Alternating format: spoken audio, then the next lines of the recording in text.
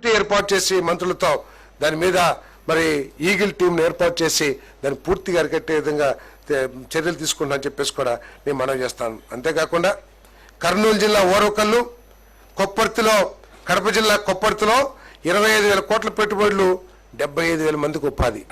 ఇవి కదా కావాల్సిన ప్రభుత్వం చేయాల్సింది. కేవలం బటన్ నొక్కితే సరిపోయిద్దేమో, మీరు కావాలంటే సెంటర్కి వచ్చి ప్రజలందరూ కూడా అడగండి. ఒకవేళ బటన్ నొక్కితే సరిపోయిద్ది అనుకుంటే మిమ్మల్ని అంత ఘోరంగా ఇంటికి పంపించేవాళ్ళు కాదనే విషయాన్ని మీరు గుర్తించాలని చెప్పేసి ప్రతి వైఎస్ఆర్సీపీ కార్యకర్తకు కూడా తెలియజేస్తామన్నా నేను. మీరు చెప్తున్నారు కదా మేము ఇచ్చామని చెప్పేసి, మీరు ఇచ్చినా